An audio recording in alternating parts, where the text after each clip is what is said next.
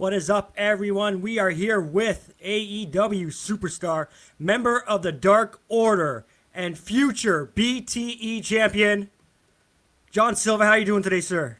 What's up? How you doing? All right, we're all doing great. How you been? And what is that picture in the background? Just from dodgeball. Yeah. How are you doing? How was your weekend? And how's your day going? There we go. Is it better? I flipped it. There we go. That's probably better, right? Yeah. Uh, yeah, my day's going good. I got my workout in. Did some heavy ass deadlifts today, and that's all really I did today. So just been hanging out. Just deadlifts and hanging out. That sounds like a good day. So we're gonna hop right into this. We will say hi to Hector. What's up? Hi, Hi, John. How are you? What's up? How you doing, man? So I just wanted to ask a question. The Dark Order has obviously come a long way from where it started to where it is now. What was the reaction from you guys when you guys popped in at the first Double or Nothing, and the crowd started chanting, "Who are you?"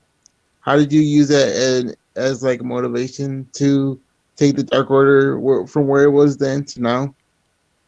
Um, I guess we just kind of knew it would eventually catch on. That what we were doing was eventually going to catch on. 'Cause we're all really good. We're all really talented. We all had a lot of character and charisma. So I think it was just for me. I just knew it was a matter of time, more of, and then more so a matter of time than hey, we need to change something. I wasn't like, oh guys, we need to switch it up completely, but it was. I knew it was a matter of time, and once we were finally given an outlet to like BTE, it kind of changed, especially Mr. Brody, obviously, when he made his debut, and then into us doing stuff on BTE, it just snowballed in the right way. Thank you so much. We have a lot of people here that want to ask you questions, so I'll let them have a turn. Thank you. No problem, man. Thanks, Hector. Next, we will say what's up to Spencer. Oh, wait, there he is. Spence, what's up? Hey, what's up, John? Hey, how you doing, man? Good, I'm doing great. I just want to go ahead and show you right here. I got my Dark Order AF shirt. Oh yeah, badass. Oh yeah, I'm hoping to get more. Just money's a little tight, but definitely with BTE and you guys killing on TV, I've definitely become a huge fan. Oh, thank you. Yeah. So my question is, where did like all this gold come from? Because like every Monday I tune in. Like it used to be like for the Bucks and Cody and all that, but I truly believe like being the Elite is now being the Dark Order, and it's probably some of the most entertaining stuff I've ever seen. Like, where is that all coming from? This brain right here. You're a genius, man. We'll have our input and stuff on what we do, bro. Right. But a lot of it is more so the just shit we say, which is completely for the most part just top of the head type stuff, and then we also have an idea of what we kind of want to do. Right. The original, just the only idea we had was Alex doing recruitment videos. Still trying to get someone every week. We're still doing that, obviously, but then I think what happened was that everyone else was like, "Oh shit, everyone likes this." So everyone's like, "Let's do a whole like all of us together, Dark Order." So I said, Right. "Why not?" And then a lot of it, Alex will used to have some good ideas and like what we talk about or what we do. Right. Everyone brings a lot of ideas, but I think what really what really got a lot of attention was just us, just the shit we say, instead of just I had the idea trying to blame Stu for writing that Brody sucks. That was the idea, and then there's always just the other little, we call it the banter that we have, is where I think is really what makes the skits Yeah. great. Yeah. You guys have great flow, and like I said, it's a joy to watch you guys, and I can't wait to see. Like, I think the whole Dark Order could be champions one day on TV. You yourself, like, you have been killing it on TV, and I think you could definitely be a future TNT champion. So, Thank keep at it, man. us, right? Thanks, Spencer. Yeah, no problem. So, Mr. Silver, I'm going to play a little intro video. I'm going to hop off, and a little buddy, Steven, is going to come on and ask you a couple questions. Sure.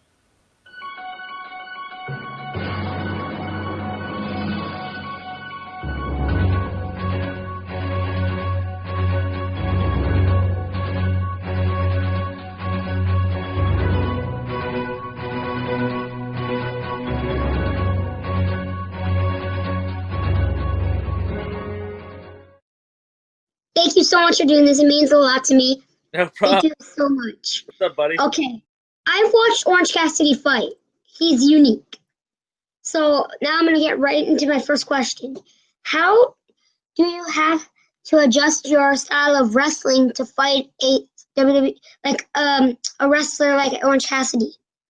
I think I'd have to adjust my style just by taking him more seriously. A lot of people, you know, he goes in there and he kind of jokes around, I guess, but he's very good, and most people don't know he's good because he jokes around. So I think it's about right off the bat taking him very seriously and not playing into his jokes. And if I do that, I think I can beat him. Okay. Second question. AEW has some great tag teams like the Young Bucks, Lucha Brothers, and FTR. Who would you like to see your characters develop a storyline with? So there's a lot of good tag teams. We got a whole bunch. We got we got the best tag team division in professional wrestling. So there's a lot of good wrestlers and good. I agree. But I think I'd want to have a full-on feud with. I'll give you two answers. Is that okay? I'll give you the Young Bucks because I've had the past in other promotions and I've wrestled them and we have really good matches. And the Best Friends because I want to beat them up. Okay. Yeah. I like where you're with this. What has been your greatest wrestling achievement and what is the biggest wrestling goal for you? So my biggest achievement, I gotta just say, was just getting a full-time contract with AEW. For a long time, I've been wrestling. I know a lot of people just know me recently, but I started wrestling when I was 14. So it's been a long time since I been wrestling. I never had a big deal like this before. So that is my biggest accomplishment right now. But I have little goals, and then I got my ultimate goal. So the ultimate goal is always going to be the champion. So I want to be the AEW World Champion. That is my ultimate goal. But for right now, I think the goal right now is to win the tag titles with Alex. I want to hopefully become number one contenders, have a big match, and then finally get those tag belts. Okay. Hope you win the tag champs. Thank you. Appreciate that. Thanks, Steve. Bye. So, Mr. Silver, you kind of touched up on it earlier with the creative outlet of BTE. What goes into maybe filming a BTE skit? Like, how long does it take? When do you guys usually do them? I don't know how much you can get into that, but... Well, the hardest part is just getting everyone together at the right time because we have a million things to do during, Dynamite. So we film it during Dynamite. So, and we don't do it too early usually because if people have matches, they're usually thinking about that. So we usually got to wait until after Dynamite when the darks are being filmed. So we got to wait till all that. Then we also have to wait for Brandon because Brandon films it. So if he's busy doing a dark or if he's busy doing this or that, then we got to wait for him. Then we got to make sure all of the dark order is together. And then sometimes we have other people that are in the skit, so we got to try to get them. And a lot of times it's like, okay, I got Brandon. Okay, where's Alex? Okay, go find Alex. One person goes to find Alex. Then Alex shows up. The other person's gone. Like, oh, well, what the hell is freaking 10 now? We need, and someone goes to find 10, and then it just becomes like a big thing. So the hardest part is getting everyone there at the right time, where no one is on dark at that time, or we all have the time basically to do it. That's the hardest part. Just to get everyone to, but it usually can take a little while. But once we start filming, we've gotten better with doing it in one or two takes. When we started, and you can obviously in the beginning of our, when we started making all these BT videos, I would laugh all the time, and then I think eventually we're just like, screw it, we'll just keep it, just try not to completely outright laugh, but if you giggle or something, we'll figure it out.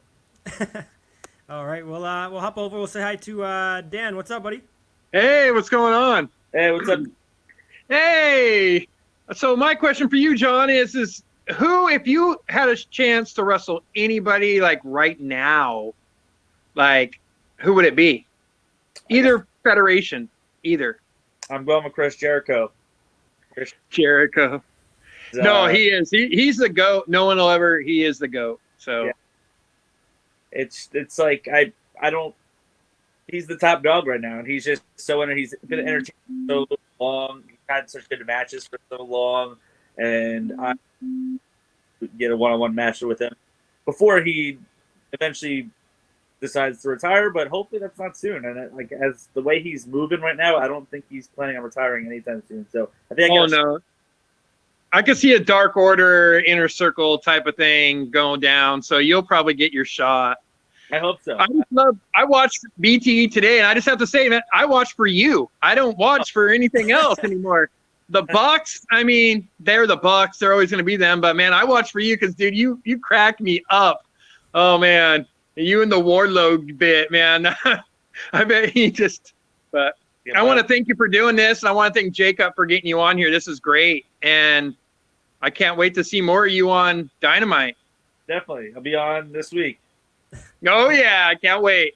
Johnny Hungy. Oh, God. I love it. I love it, man. Oh, God. Do you have it? Are they going to make you a shirt for that? You have to go on Pro Wrestling Tees, and then you go to Being the Elite. And then Okay. Yeah. I'm ordering that shirt. You know, that's the funniest part. My wife was cracking up because I did that today when it popped on. So, well, thank you. And thank you, Jacob. Thanks, Dan. Yep. We will. You're gonna laugh at this. John, what's up, buddy? What's up? You're my favorite in AEW. Oh, thank you. Appreciate it. And who inspired you to wrestle? That's the big question. Like a lot of people would say, Eddie Guerrero. So I've had a lot of favorites young. I think my favorite early on. So I didn't have someone that was like I watched and I said, oh, I always just knew I wanted to be wrestled from start. Whenever I started watching, Yeah. So I don't have a specific person that I saw. I was like, oh yeah, now. But my early favorites, who I got hooked on, it's definitely Stone Cold, The Undertaker, and then when I started to get a little bit older, I started watching a lot of Chris Jericho, Kurt Angle, and Chris. Okay. Am I allowed to follow you on Twitter? That's the second question. Of course you can. Okay. Thank you for coming to the show. Jacob, thank you for having him. He's an icon, an idol. Thanks, John. Thank you, man. Appreciate it. You're welcome. That's the first time. I'm gonna just put this out there. That's the first time that Mr. John Perry has actually asked a guest a question. Oh wow! He usually comes on and marks out, and then just dips out, and it's just awesome. So I'm glad he asked a question today. So we're gonna hop over to Giovanni. What's up, brother? What's going on, everybody? Hey, how you doing? Not bad, not bad. So I had a series of questions, and of course, everybody ahead of me took every single one. Uh-oh. And then you come on, and I see just this mural behind you, and I bust out because I instantly recognize that, man. Oh yeah. Is that favorite movie? Just It's one of my favorite movies. I it's hard for me to say a favorite movie. Like I feel that's a big commitment to big thing to say. But as you might know, comedy is definitely my favorite genre of movies. So I just got a whole lot, like Dodgeball was obviously great. Growing up, huge Adam Sandler fan. nice.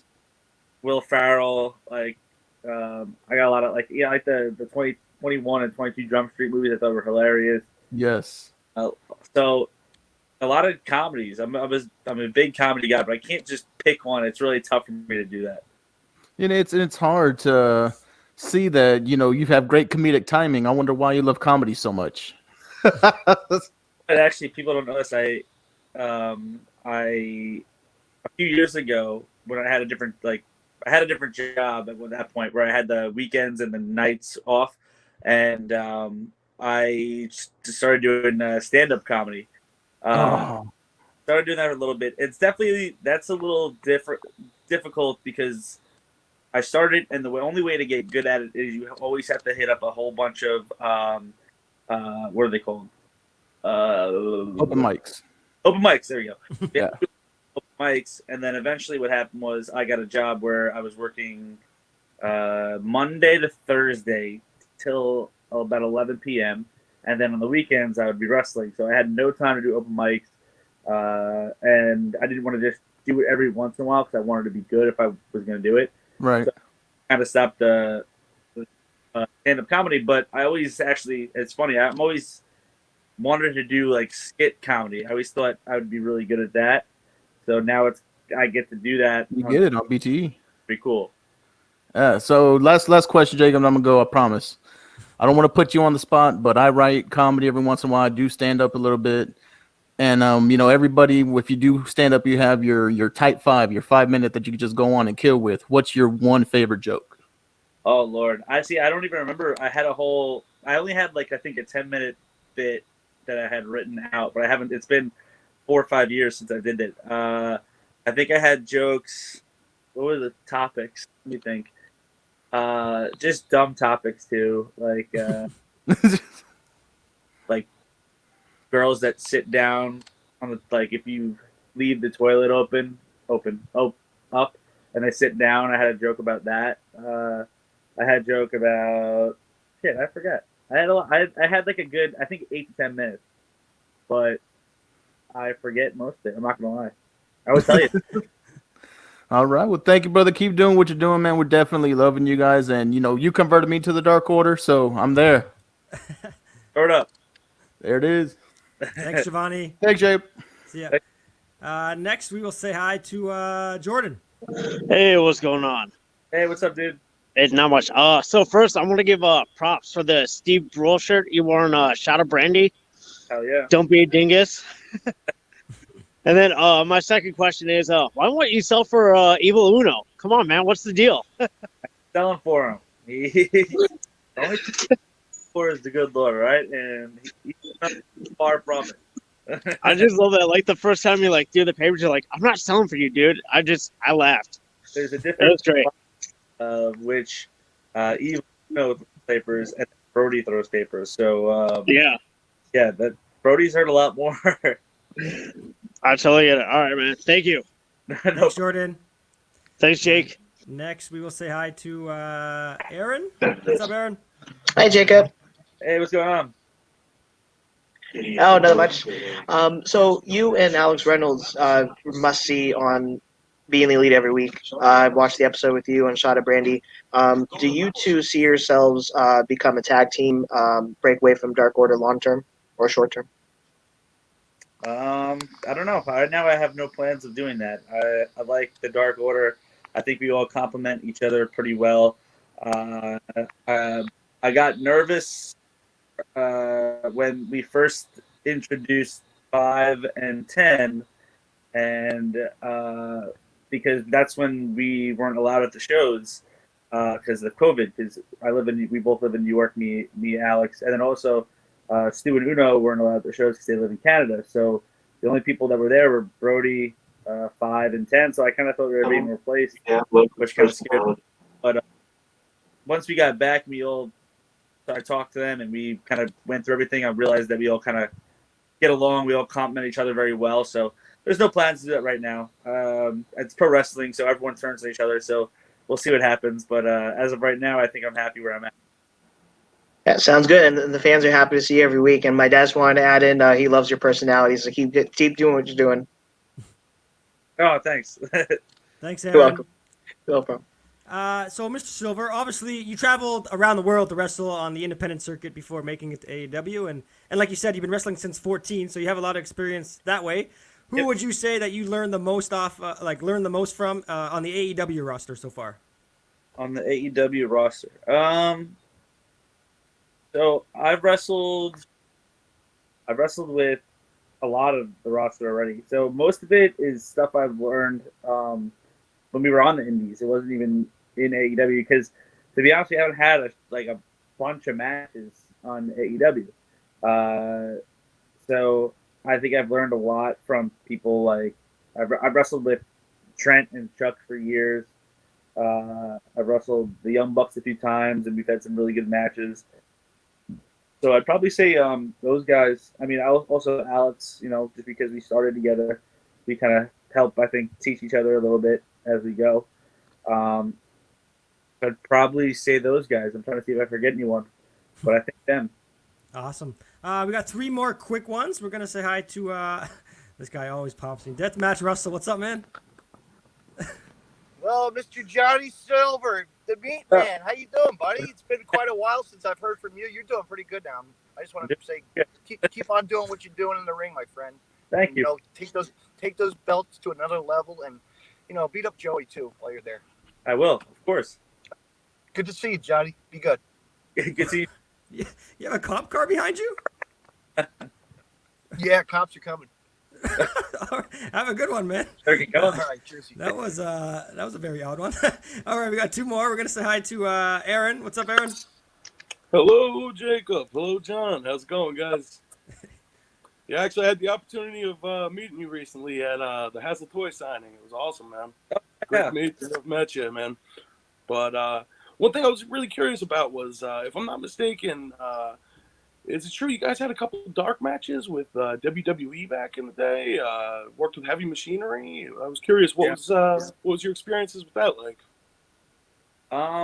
That was pretty cool because it's the Garden. So I obviously have never wrestled at Madison Square Garden before.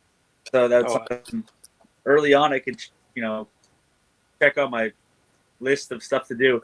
It was actually pretty funny too because my good friend was his funny niece, and at that point he was signed with WWE for I think over a year, and he never. I mean, I don't know if he has now, but he had wrestled at Madison Square Garden.